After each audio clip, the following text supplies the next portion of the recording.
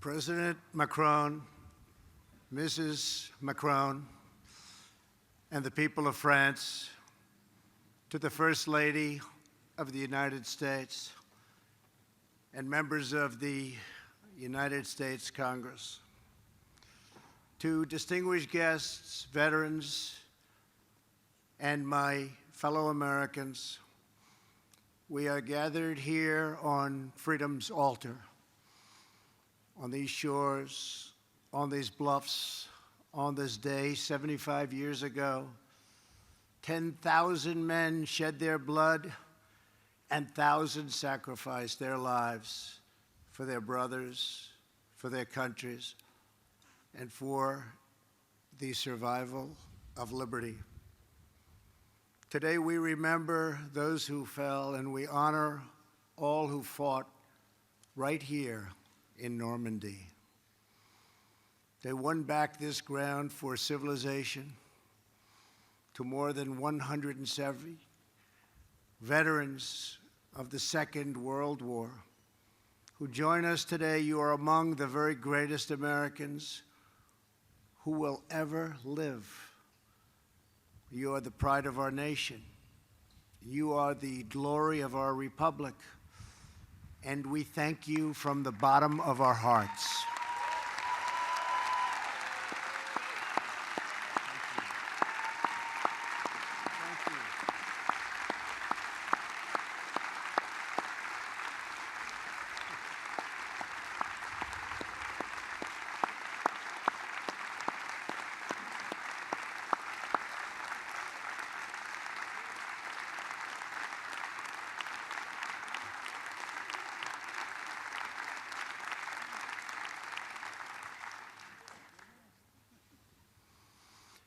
Here with you are over 60 veterans who landed on D-Day. Our debt to you is everlasting. Today we express our undying gratitude. When you were young, these men enlisted their lives in a great crusade, one of the greatest of all times. Their mission is the story of an epic battle and the ferocious eternal struggle between good and evil. On the 6th of June, 1944, they joined a liberation force of awesome power and breathtaking scale. After months of planning, the Allies had chosen this ancient coastline to mount their campaign to vanquish the wicked tyranny of the Nazi Empire from the face of the earth. The battle began in the skies above us. In those first tense midnight hours, 1,000 aircraft roared overhead with 17,000 Allied airborne troops preparing to leap into the darkness beyond these trees. Then came dawn. The enemy who had occupied these heights saw the largest naval armada in the history of the world. Just a few miles offshore were 7,000 vessels bearing 130,000 warriors. They were the citizens of free and independent nations united by their duty to their compatriots into millions yet unborn. There were the British whose nobility and fortitude saw them through the worst of Dunkirk and the London Blitz. The full violence of Nazi fury was no match for the full grandeur of British pride. Thank you.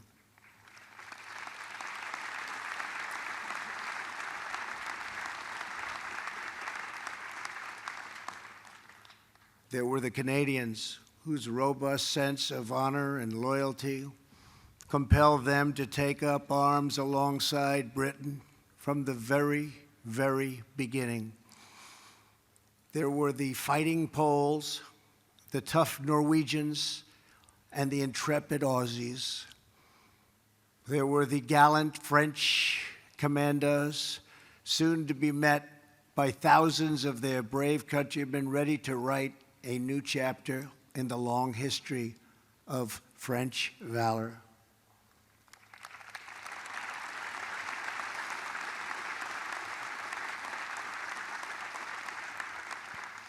And finally, there were the Americans. They came from the farms of a vast heartland, the streets of glowing cities, and the forges of mighty industrial towns. Before the war, many had never ventured beyond their own community. Now they had come to offer their lives half a world from home. This beach, codenamed Omaha, was defended by the Nazis with monstrous firepower, thousands and thousands of mines and spikes driven into the sand so deeply.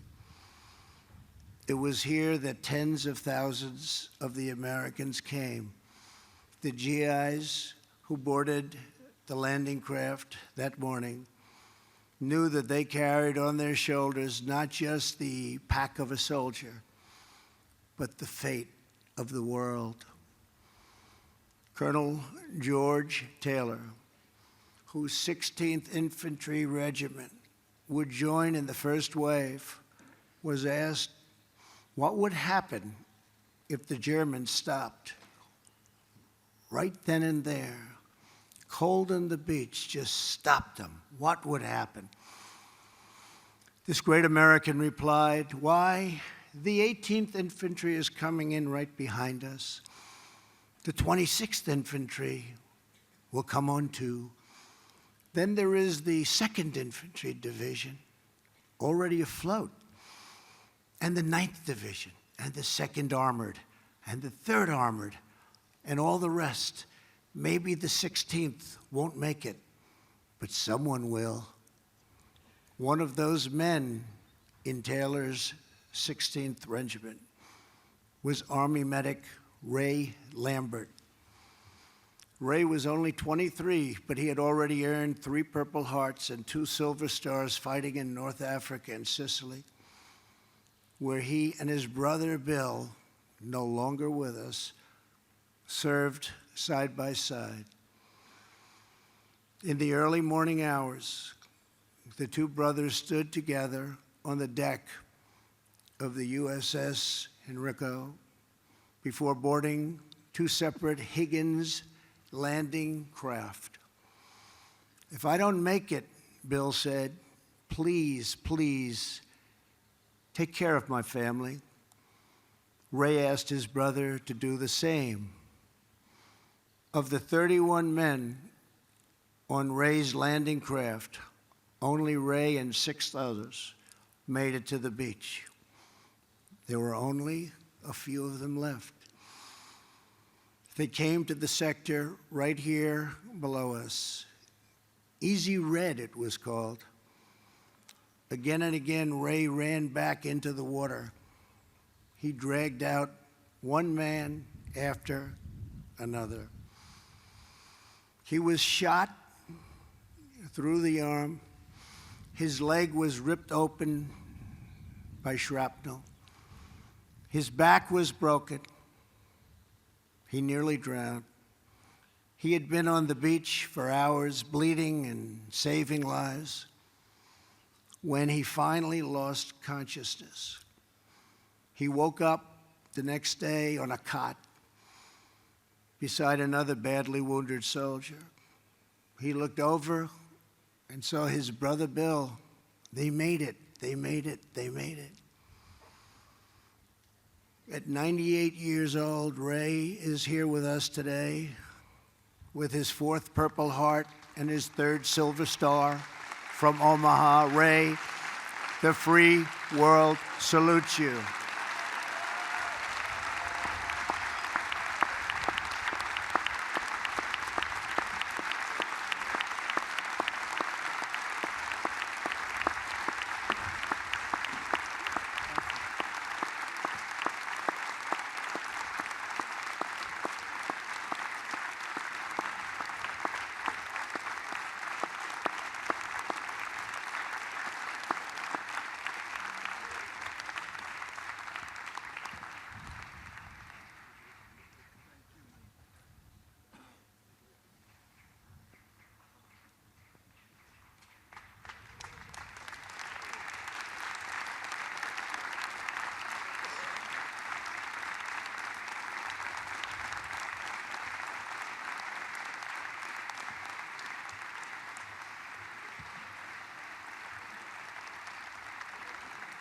Thank you, Ray.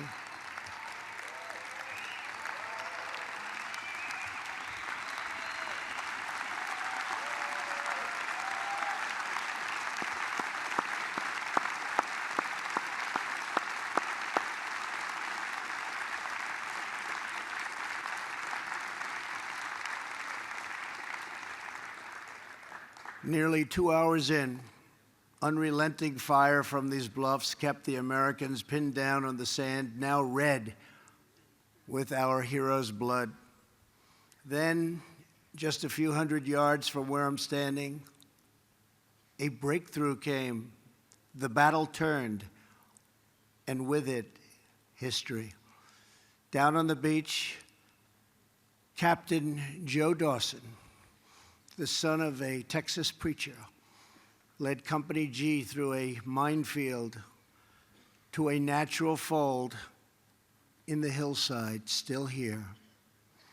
Just beyond this path, to my right, Captain Dawson snuck beneath an enemy machine gun perch and tossed his grenades. Soon American troops were charging up Dawson's draw. What a job he did. What bravery he showed. Lieutenant Spaulding and the men from Company E moved on to crush the enemy strong point on the far side of this cemetery and stop the slaughter on the beach below. Countless more Americans poured out across this ground all over the countryside. They joined fellow American warriors from Utah Beach and allies from Juneau, Sword and Gold, along with the airborne and the French patriots. Private First Class Russell Pickett of the 29th Division's famed 116th Infantry Regiment had been wounded in the first wave that landed on Omaha Beach. At a hospital in England, Private Pickett vowed to return to battle. I'm going to return, he said, I'm going to return. 6 days after D-Day, he rejoined his company. 2/3 had been killed already. Many had been wounded within 15 minutes of the invasion. They lost 19 just from the small town of Bedford, Virginia alone. Before long, a grenade left Private Pickett, and he was gravely wounded, so badly wounded. Again, he chose to return. He didn't care. He had to be here. He was then wounded a third time and laid unconscious for 12 days. They thought he was gone. They thought he had no chance. Russell Pickett is the last known survivor of the legendary Company A. And today, believe it or not, he has returned once more to these shores to be with his comrades. Private Pickett, you honor us all with your presence.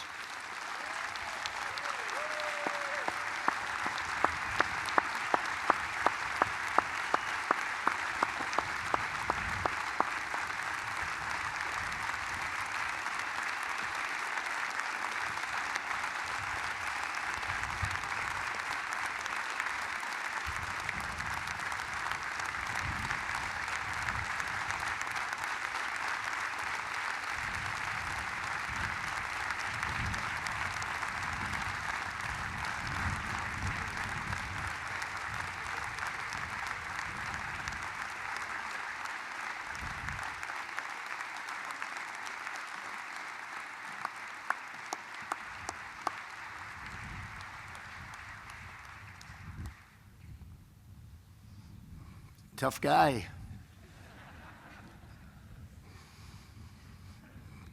By the 4th week of August, Paris was liberated.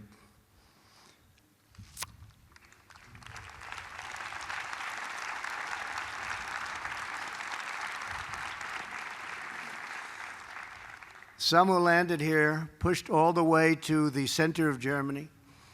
Some threw open the gates of Nazi concentration camps to liberate Jews who had suffered the bottomless horrors of the Holocaust.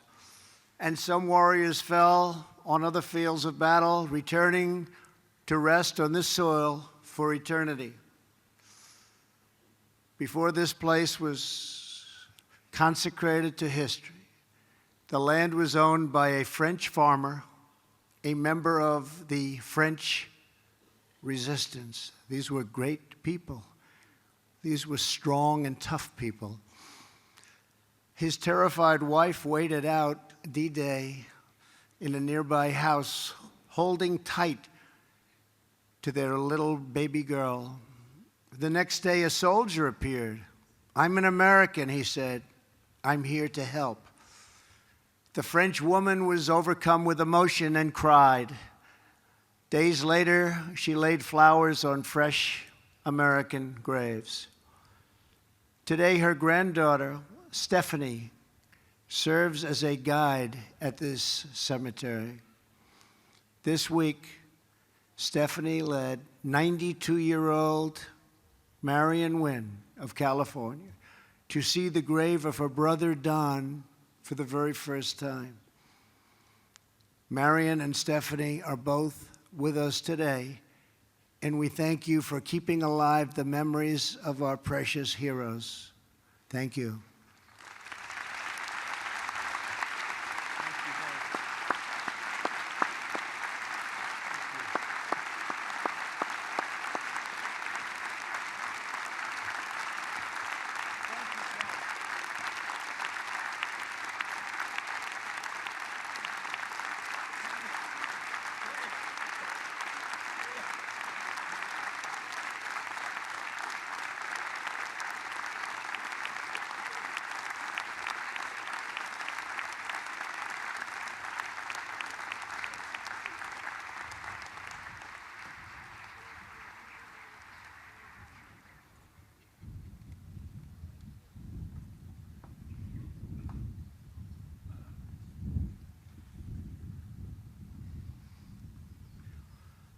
$9,388 young Americans rest beneath the white crosses and stars of David, arrayed on these beautiful grounds.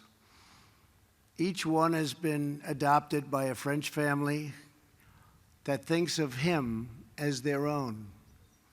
They come from all over France to look after our boys. They kneel, they cry, they pray, they place flowers, and they never forget. Today, America embraces the French people and thanks you for honoring our beloved dead. Thank you. Thank you.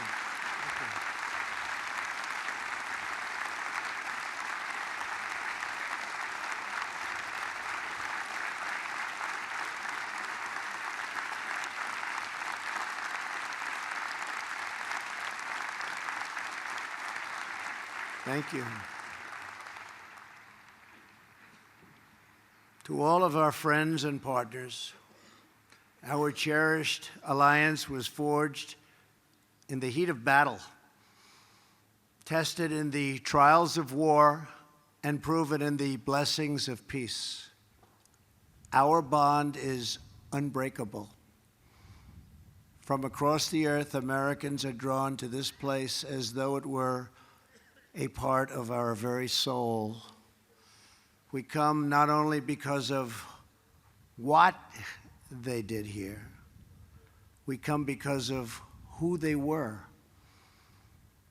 They were young men with their entire lives before them.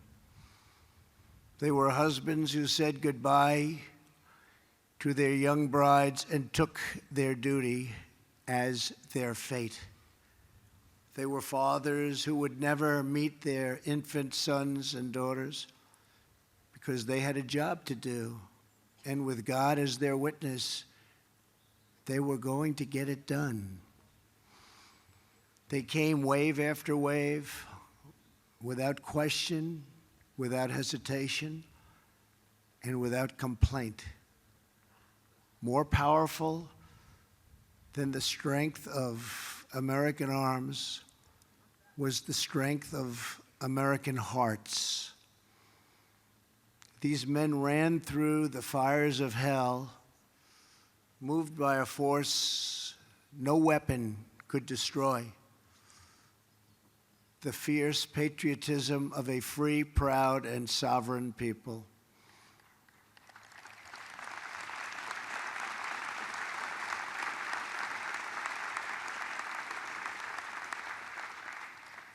They battled not for control and domination, but for liberty, democracy, and self-rule. They pressed on for love and home and country, the main streets, the schoolyards, the churches, and neighbors, the families and communities that gave us men such as these.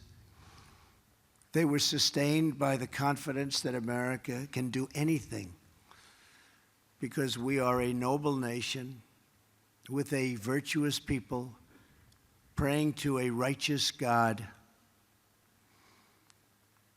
The exceptional might came from a truly exceptional spirit. The abundance of courage came from an abundance of faith. The great deeds of an army came from the great depths of their love. As they confronted their fate, the Americans and the Allies placed themselves into the palm of God's hand. The men behind me will tell you that they are just the lucky ones. As one of them recently put it, all the heroes are buried here. But we know what these men did. We knew how brave they were. They came here and saved freedom. And then they went home and showed us all what freedom is all about. The American sons and daughters who saw us to victory were no less extraordinary in peace. They built families. They built industries. They built a national culture that inspired the entire world. In the decades that followed, America defeated communism, secured civil rights, revolutionized science, launched a man to the moon, and then kept on pushing to new frontiers. And today, America is stronger than ever before.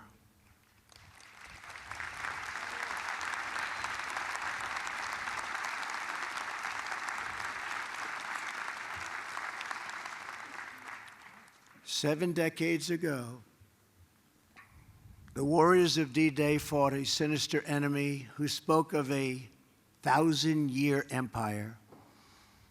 In defeating that evil, they left a legacy that will last not only for 1,000 years, but for all time. For as long as the soul knows of duty and honor, for as long as freedom keeps its hold on the human heart. To the men who sit behind me and to the boys who rest in the field before me, your example will never, ever grow old.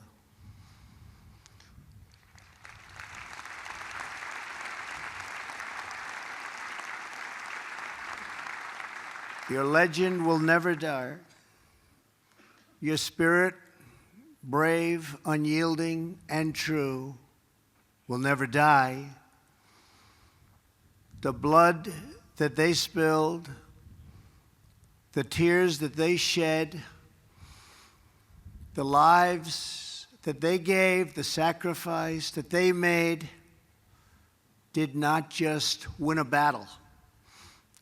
It did not just win a war. Those who fought here won a future for our nation. They won the survival of our civilization. And they showed us the way to love, cherish, and defend our way of life for many centuries to come. Today, as we stand together upon this sacred earth, we pledge that our nation will forever be strong and united. We will forever be together. Our people will forever be bold. Our hearts will forever be loyal. And our children and their children will forever and always be free. May God bless our great veterans. May God bless our allies. May God bless the heroes of D-Day. And may God bless America. Thank you. Thank you very much.